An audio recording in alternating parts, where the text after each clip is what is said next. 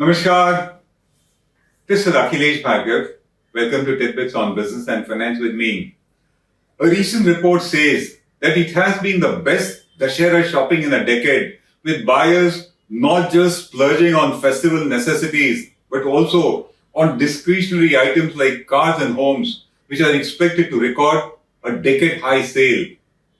E-commerce sales are up by an average of 35%, and the pent-up demand is evident in the frenzied shopping that is going on.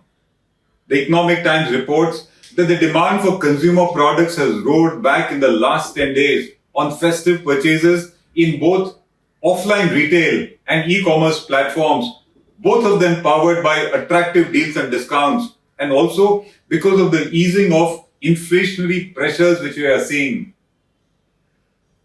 The sales of smartphones, televisions, home appliances, apparel and fashion products have gone up between 12 to 20% over last year's Navratri period. And there has been an 8 to 12% growth in the volume of sales of electronic products. This buoyant start to the festive sales, which will continue till Diwali, comes after a muted growth in sales in the last 6 to 8 months due to the high inflation.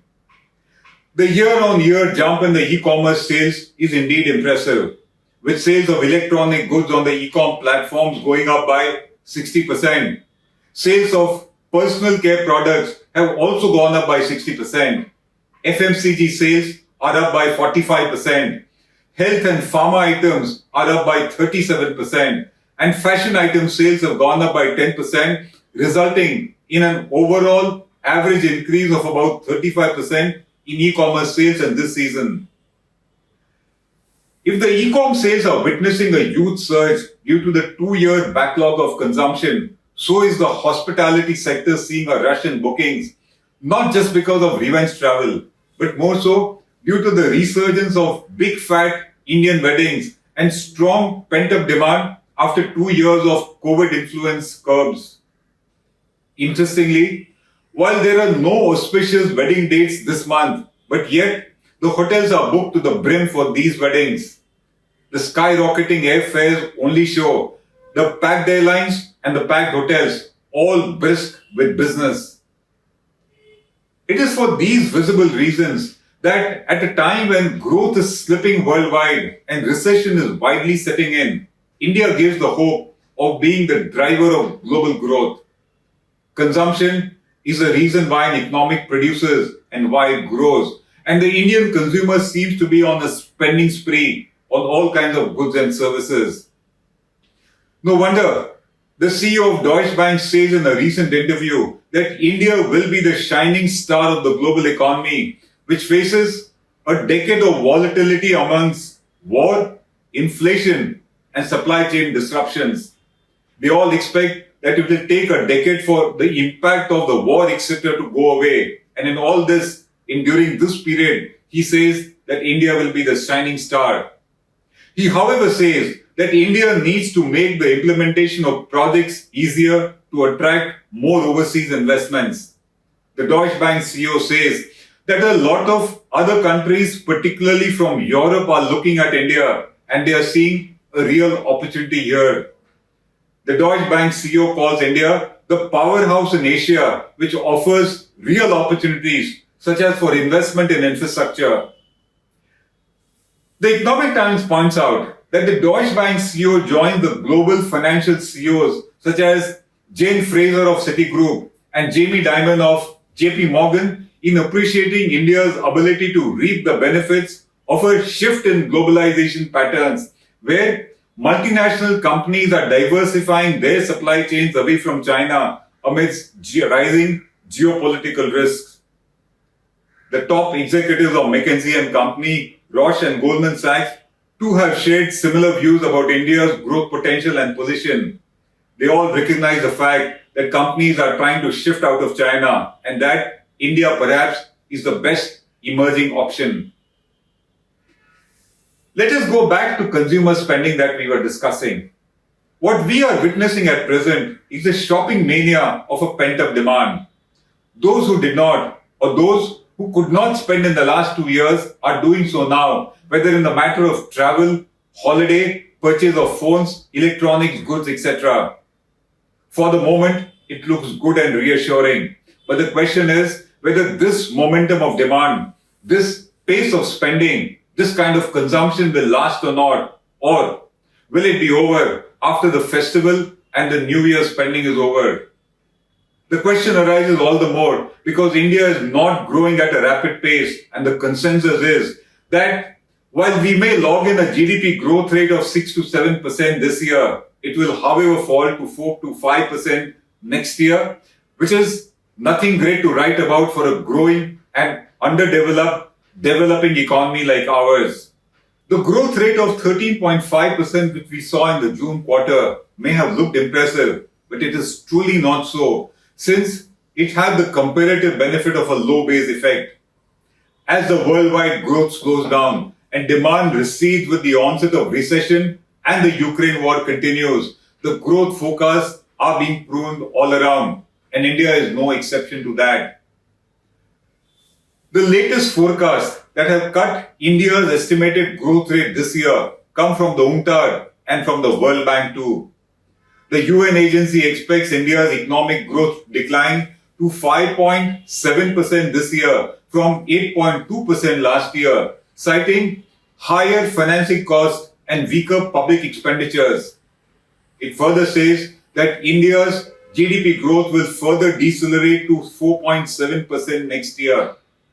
The UNCTAD points out that as the supply chain disruptions ease, rising domestic demand has turned India's current account surplus into current account deficit, and that growth has decelerated in the economy.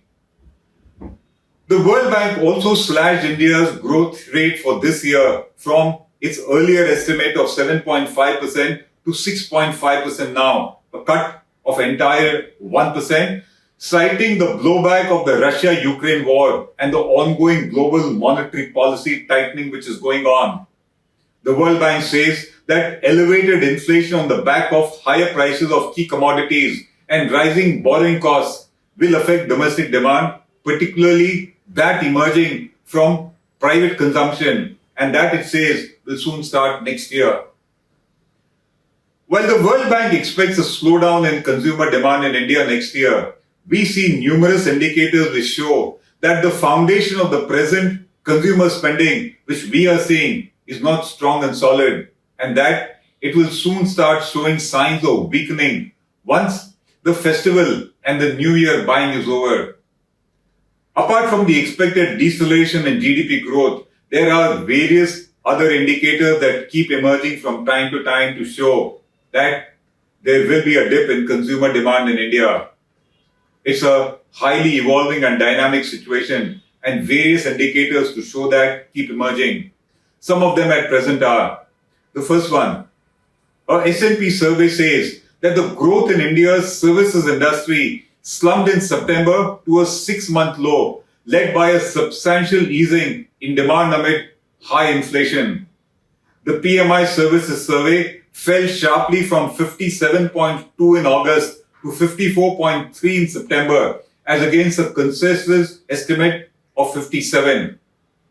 Most IT majors are slowing down on hiring, which will impact the availability of jobs. And if jobs don't come up, consumer spending, household income will certainly go down.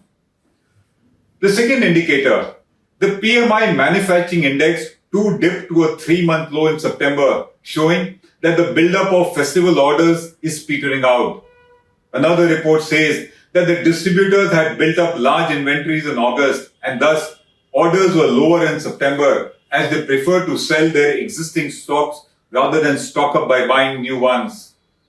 Further, a report in the Business Standard says that tax collections fell by 7.7% year on year in August as collection of all major taxes tumbled in India.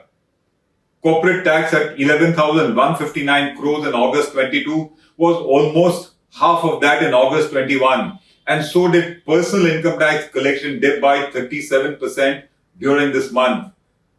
There was a dip in GST collections too, as also in customs duty and union excise duties. The larger picture, as we see, is that consumer demand and growth remain buoyant, if all sections of society are able to contribute to it. A rising unemployment, a rising poverty and inequality will kick in and it will pull down India's consumer demand, apparently because growth is bypassing a large part of the Indian population, which is neither able to contribute to production nor to consumption. And thus, to that extent, growth gets impacted. A Pew's report had said last year that millions of middle-class Indians have slipped into poverty with their income and livelihood vanishing because of the onslaught of COVID.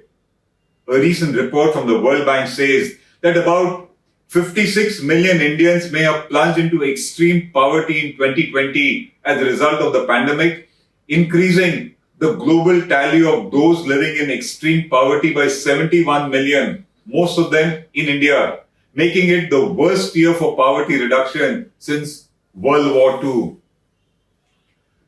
These are the real factors that will impact consumption and growth in India and in the coming quarters, which is inequality, unemployment, and poverty.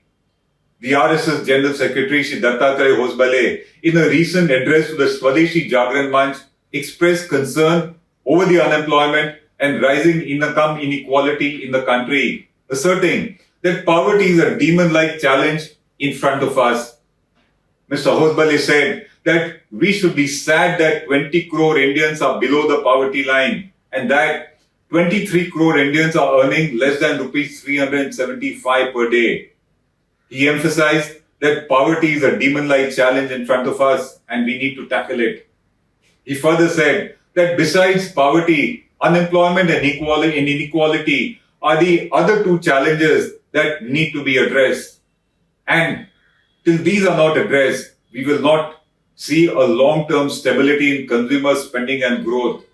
For consumer spending and growth to be durable, there needs to be growth, for which there needs to be income and for which there needs to be jobs, which are missing at the moment. This is Akhilesh Bhargava signing off till we meet again. Namaskar. Now be the first to know about the latest updates on our new news app. Go on your Android or iOS, search for HW News Network. Download our app, choose the language you prefer to get updates in, and be up to date with the latest news.